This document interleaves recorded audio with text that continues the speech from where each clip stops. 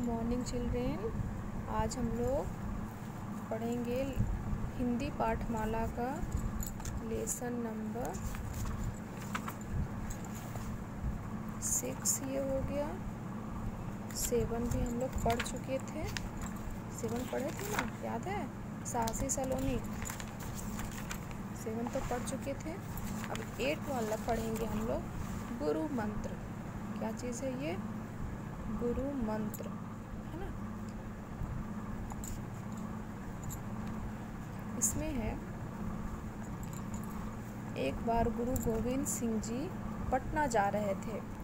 रास्ते में कुछ समय के लिए वे एक ज़मींदार के घर रुके। ज़मींदार उनका शिष्य था।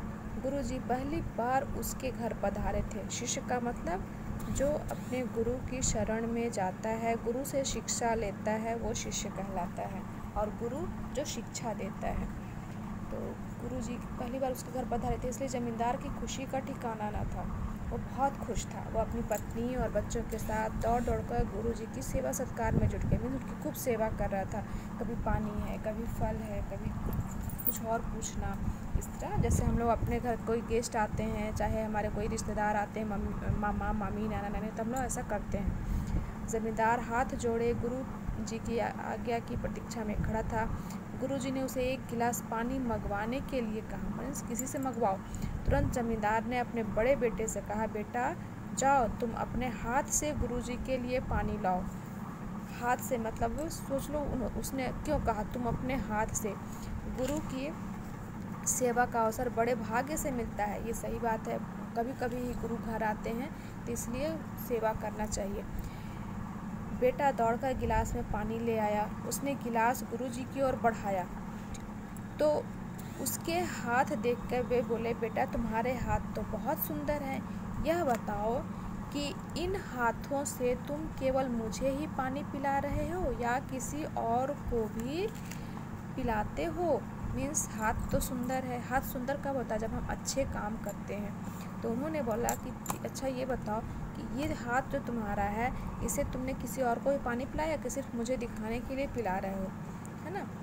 इससे पहले कि बेटा कुछ उत्तर देता, जमींदार बोल उठा, महाराज जीवन में पहली बार यह आपके लिए ही पानी लाया है, किसी और के लिए यदि कहा जाता तो यह कभी पानी नहीं लाता। वो अपने बेटे की बड़ाई करने लगे कि ये कभी कुछ काम नहीं कर पाता है, मैं नहीं करवाता हूँ इससे, है ना। लेकिन गुरु कुछ तो और पूछ रहे थे। तो यहाँ पे ज़मींदार की चोरी पकड़ी गई कि उसने अपने बेटे को कुछ भी मैनर्स नहीं सिखाया है उसको, है ना। ज़मींदार की बात सुनकर गुरुजी गंभीर हो गए। वे बोले, भाई मेरे लिए तो किसी मामूली नौकर से पानी मंगवा दो।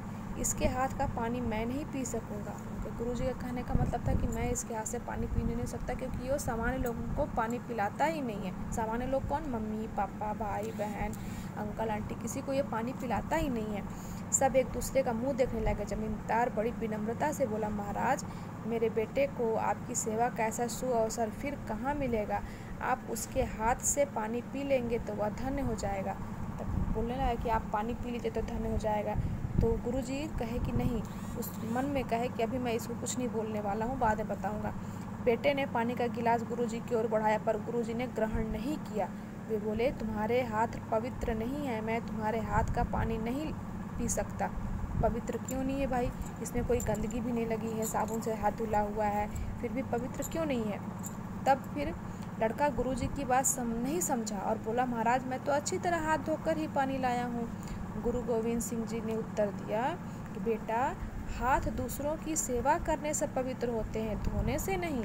तुम लोग भी सुनो, तुम लोग भी घर में मम्मी पापा भाई बहन सबकी सेवा किया करो। सेवा मतलब उनके साथ साथ काम करो। जब वो कुछ तुम्हें बोलें तो तुम उनका काम करो। ये नहीं कि मैं नहीं करने वाला, ऐसे मैं नहीं करने वाली, ऐसे नहीं बोलना ही गंदी बात है। जब तुम हाथों को सेवा से पवित्र कर लोगे, तब मैं अवश्य तुम्हारे हाथ से पानी या जल ग्रहण करूँगा।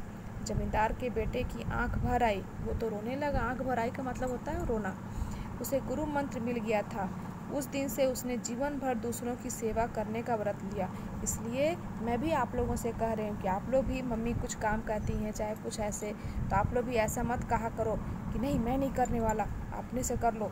तुम अपना काम मेरे से करवाती हो, ये सब बात नहीं करना। मम्मी जो बोले वो आप लोग को करना है, उसी से हाथ पवित्र होते हैं। भगवान ने 2 हाथ दिए हैं दूसरों की सेवा करने के लिए, पैर दिए हैं जीवन में आगे बढ़ने के लिए। आगे बढ़ने का मतलब अपना लक्ष्य को खुद प्राप्त करो, मीन्स चलो आगे बढ़ो, पढ़ो और अच्छे से नंबर लाके अच्छी जगह कॉलेज में एडमिशन लो और आगे बढ़ो, है ना। अपने दिमाग को यूज़ करो। हमेशा ये नहीं सोचना है कि मम्मी बना देंगी आपका होमवर्क या पापा बना देंगे, ये सब कुछ नहीं, ठीक है।